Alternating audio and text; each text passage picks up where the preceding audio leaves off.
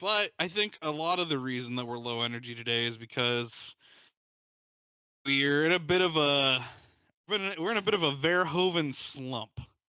A little Verhoeven slumperisky for all If our. you can, yeah, I'm sure that you've read the episode of the title of the episode before hitting play.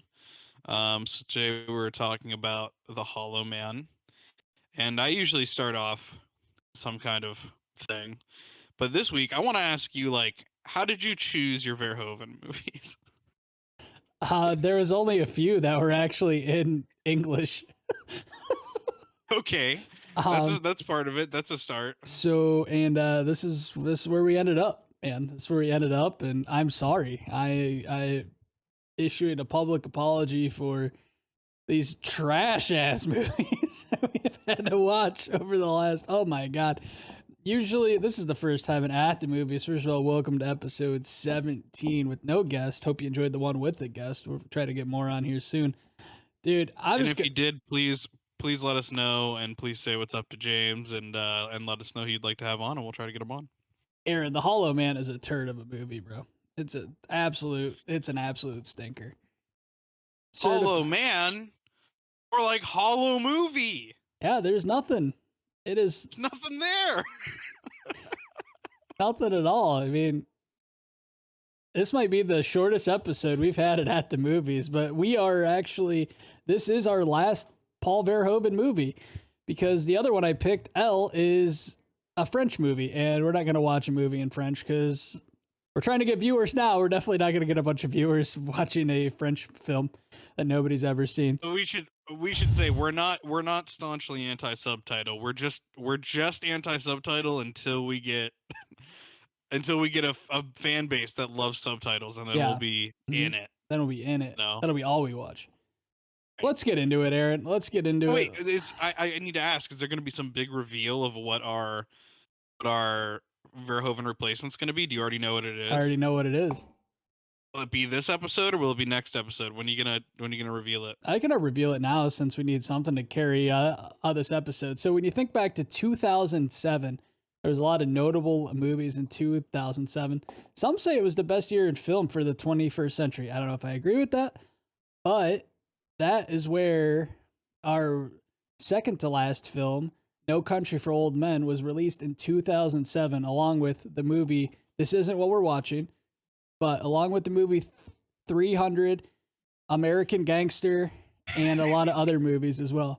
I was gonna guess 300 because I just randomly I knew that's like when I think 2007, I think about that like comic book style, the tone, the Yeah. same year as Dark Knight, maybe I think. Same year as I Now Pronounce You Chuck and Larry as well. Are we watching I Now Pronounce You Chuck and Larry? No, no. When I think of No Country for Old Men, there's one film that I watched right next to it that I think was an excellent film and competes with No Country for Old Men. Ladies and gentlemen, for our last movie of season 2, we'll be watching Daniel Day-Lewis in There Will Be Blood. Wow, I love it.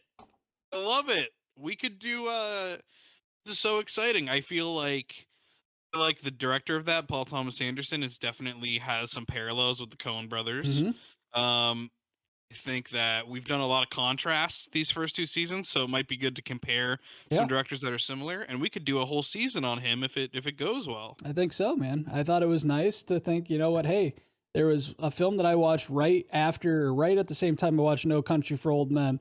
And I was like, you know what? I want to talk about it right after the movie. So we're going to be watching There Will Be Blood, and then we'll be ending the season 2 with No Country for Old Men.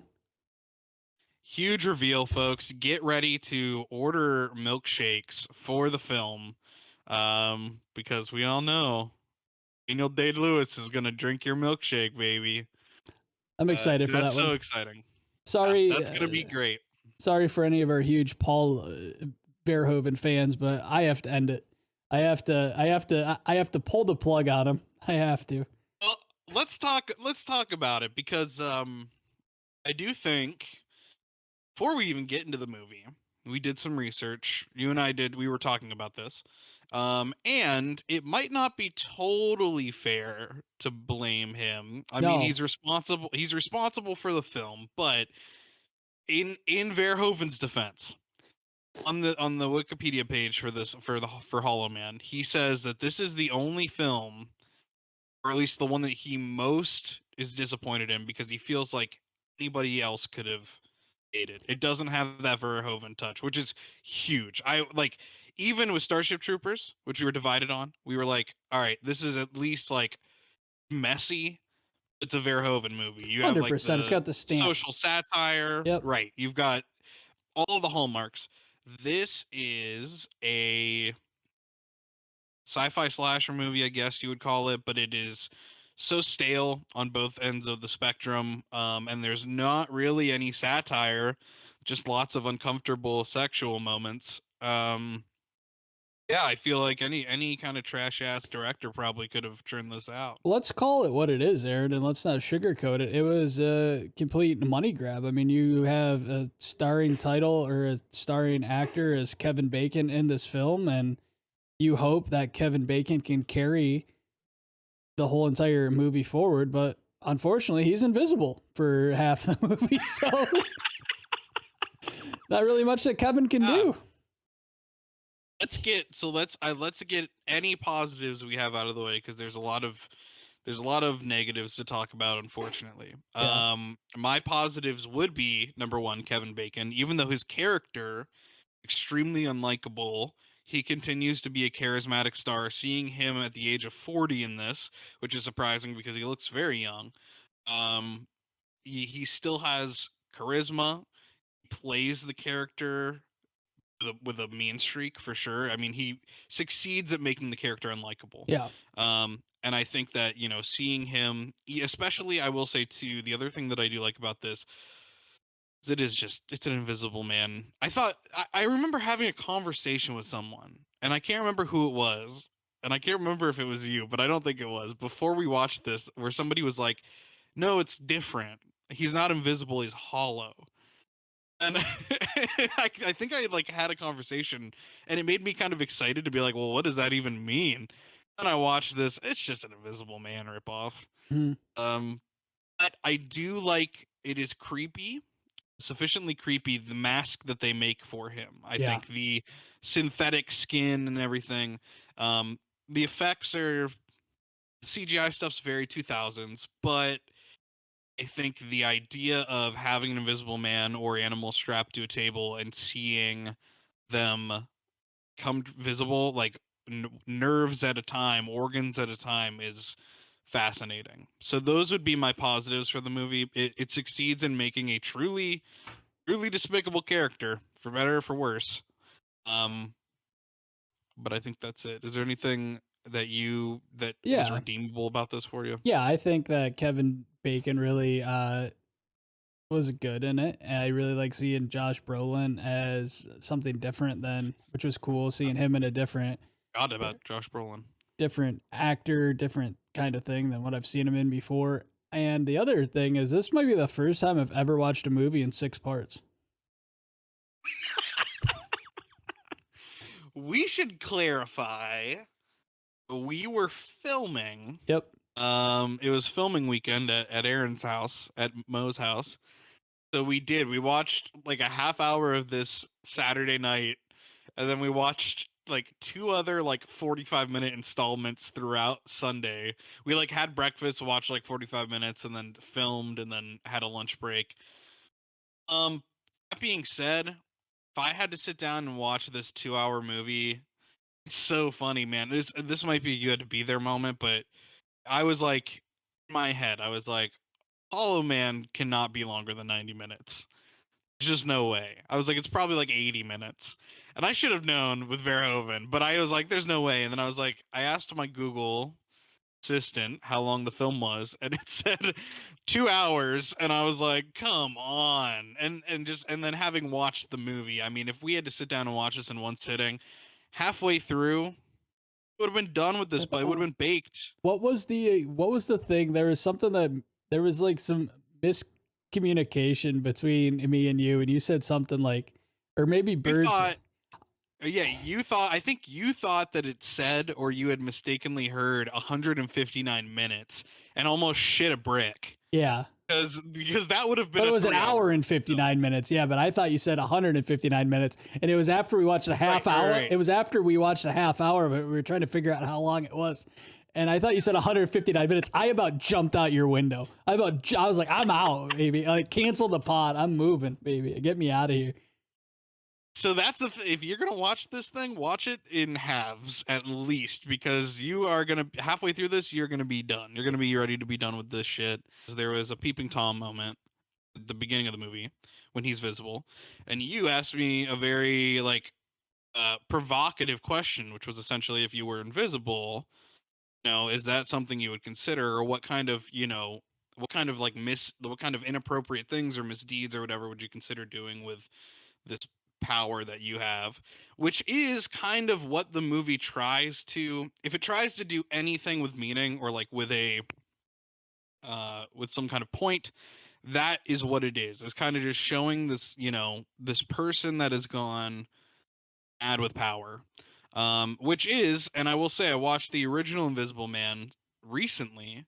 And it is the plot of the original Invisible Man. This man is driven to insanity by the fact that he cannot figure out how to be seen again, and that is kind of what pushes his murder spree. So I get that, and like I understand. I like horror movies. I'm a horror movie guy. Like and I know a good horror movie when I see one, and I shouldn't mind that this is essentially half slasher film, but it's not just once that he like gropes someone. It's not just twice that he assaults someone in their apartment. It is at least like 4 times he assaults the lead actress at one point. I think he one of the other ones I think he like attacks or something before he kills her.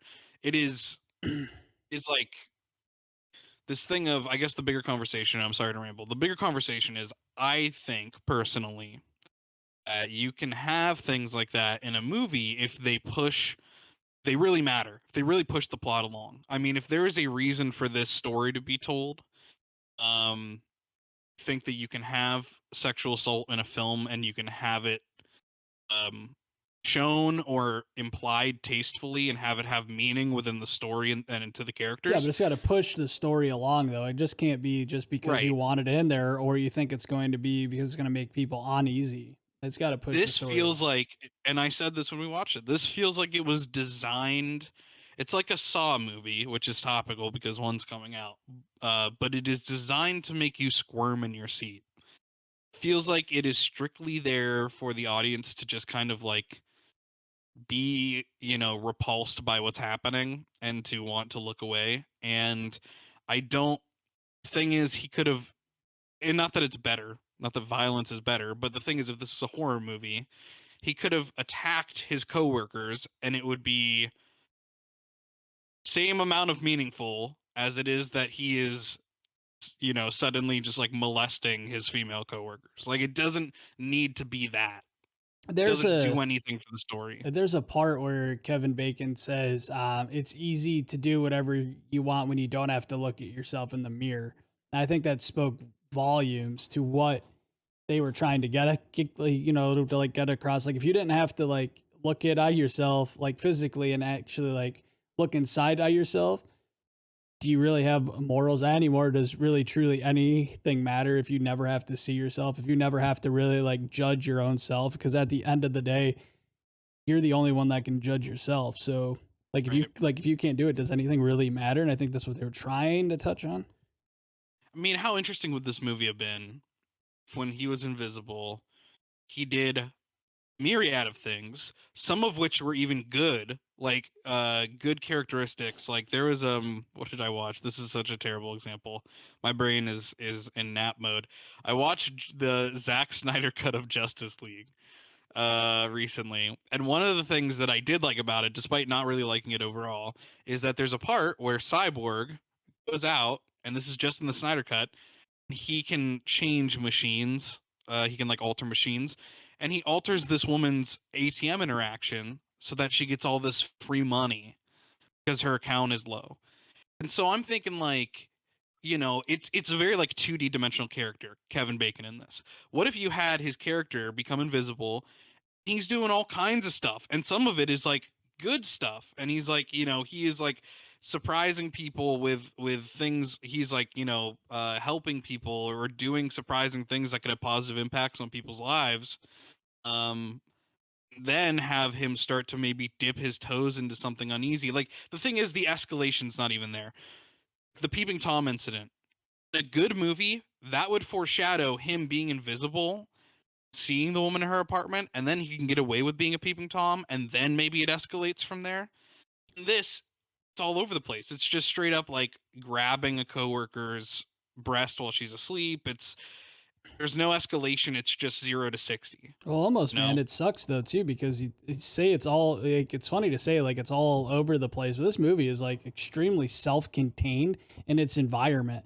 Like they spend 90% of the movie inside that lab, and like we no. see like nothing else in this world. We see like a couple of those generals when they're at the meeting, and we see him out and about every like once in a while.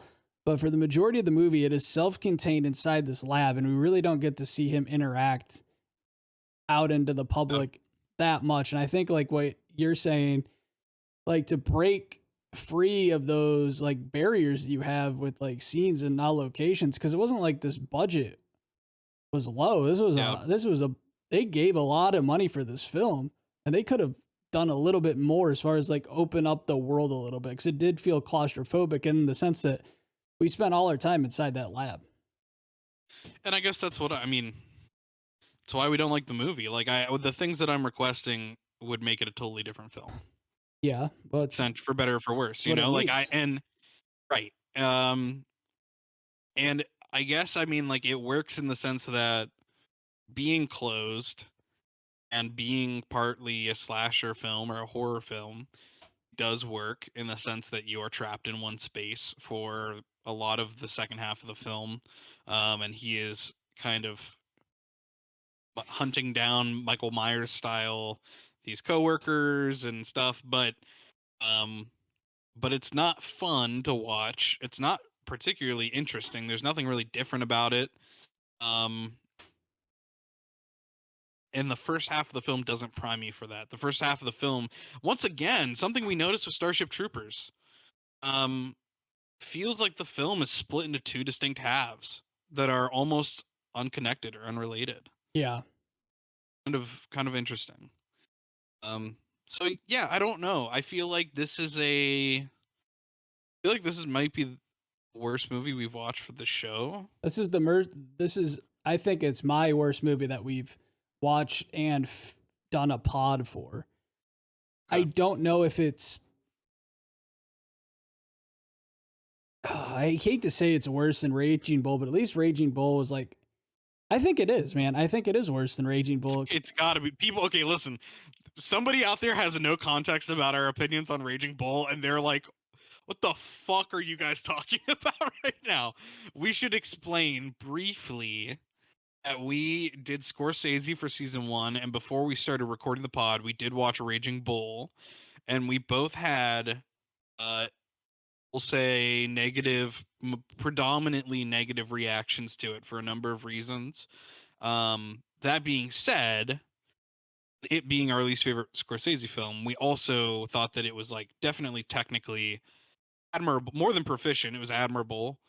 And there were some really great, shots and scenes and the way, the way it was filmed. I mean, it's a great Scorsese film from a technical aspect. Damn it, Aaron, we're giving Hollow Man the worst fellow award. We're doing it right now. Oh my god! Put in some air horns here. Yeah. Ladies and gentlemen, Hollow Man's getting season 2 and season 1's worst fella. It was so bad that it became the worst movie for 2 seasons. Jimmy, what if we watch There Will Be Blood and it's worse?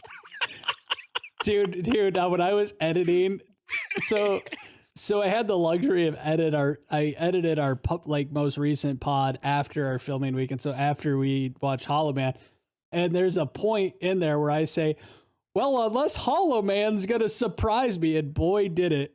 Past me. Boy did it surprise me. You know what though? Okay. this is not in defense of Hollow Man. This is in defense of having to watch it. Sometimes you do need a palate cleanser. And that's what Yeah, this movie did for us. It was a reset button because we've watched a lot of really good movies. We've been fortunate enough to watch a lot of really good movies and pull some different things from them. And guess what? Every once in a while, there's a turd in the punch bowl, and you got to fish it out. So this was like we realize how bad a movie can be now. We won't take it for granted when we watch, for example, and I don't want to transition too soon because you're probably right. This is probably the shortest episode ever, but we watch Oh Brother Where Art Thou next week. We'll have the distant memory of Hollow Man in our minds, and providing I haven't seen that film, but providing that Kevin Bacon doesn't show up invisible and naked, grabbing George Clooney's buttocks, I think that we'll be very pleased with Oh Brother Where Art Thou. I think we will too. Yeah, man. So this, as worst fella, I mean, it doesn't even make sense to do rankings. This is not only at the bottom of our Verhoeven Brothers ranking, but it's at the bottom of our rankings altogether. I kind of feel bad that Verhoeven has this on his record. I understand that quote he has now where it's like he feels bad that he made this film because anybody could have made this film. Any up and coming director, anything. Here is the thing. Verhoeven did not need to make this film. He was already established. He already had a huge filmography before this. He didn't need to do it. He didn't have to do it. His career was not riding on making this film. And Yeah, I kind of wish that he didn't. in that sense, it really does feel like a money grab because when you put it that way, um, it does seem like this is. You say like this could have been directed by anybody, like you're not kidding. Because here's the thing: when I think about genre directors, even in the 2000s, somebody like John Carpenter was losing his sheen a little bit. But you take a genre filmmaker and you have a good genre filmmaker make an Invisible Man movie, even like a movie like this. Having a different director in the seat have done different things for A, the story and made it better, B, the visual choices, the aesthetics. There's like a lot of things that could be improved on with a really good director, and this really does just kind of feel like a shapeless. This is literally no pun intended. It feels like a hollow movie. It It does, feels 100%. shapeless and formless. The lump of nothing. Well, everybody, you got our take on Hollow Man, and as we said, we are moving on. We won't be watching another Verhoeven film. We're watching Will Be Blood, but it's time to move into our second part of the pod, which I know Aaron loves the most. Did recently rewatch. This is what I do in my free time because I'm a maniac. I have a watch list of movies I want to watch, but recently I've been going through some comfort watches or things I've seen before, and I rewatched the Scream franchise. I think I may have mentioned that, but most recently I rewatched the Child's Play franchise, um, and I skipped the first one because I've seen it 100 times, and I skipped the reboot because I just watched it recently. But I watched Child's Play 2, 3, Head of Chucky, Seed of Chucky, Cult of Chucky, Curse of Chucky. And what I'm going to say for folks is that it is super solid. It's super consistent. Those middle movies, clearly Bride of Chucky and Seed of Chucky, it starts to get into like humor territory, like purposely campy, almost comedy more than horror kind of way. I like Bride of Chucky, Seed of Chucky pretty weak. But what I will say is those newest ones, those that went to Netflix, they are straight to video releases, which does not make anyone hopeful. They are really good. Genuinely good. And if you look up Rotten Tomatoes, you shouldn't really lean on that stuff, but if you do look up the aggregate score, it's like up in the 70s for those. Um, it is directed by the original director and creator, Don Mancini. They are back to the dark, scary origins of the film, kind of like Child's Play or Child's Play 2. And they are just really good, fresh takes on those movies. Brad Dourif, who voices Chucky, his daughter, Fiona Dourif, is the leading role in both films. So it's cool to see Chucky or hear Chucky rather, and know that the person voicing that character, to know that he's getting to play this role with his daughter, is a lot of fun. I can't recommend those enough. And all of those movies, not just the Netflix ones, all of them are streaming on Netflix right now. So My suggestion: go watch Child's Play. Go watch Child's Play 2. Skip 3. Watch Bride. Skip Seed, and watch the two new ones. Fun to be And had. instead of me giving a recommendation, I just want to like see the shock in your eyes real quick when I say this. I've never seen any of those movies. None of them. None of them. Well, Jimmy, this will be a little bit of a time. Oh God.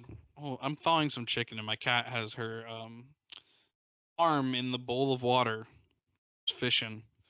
Um, this would be a good thing, real quick, to touch on.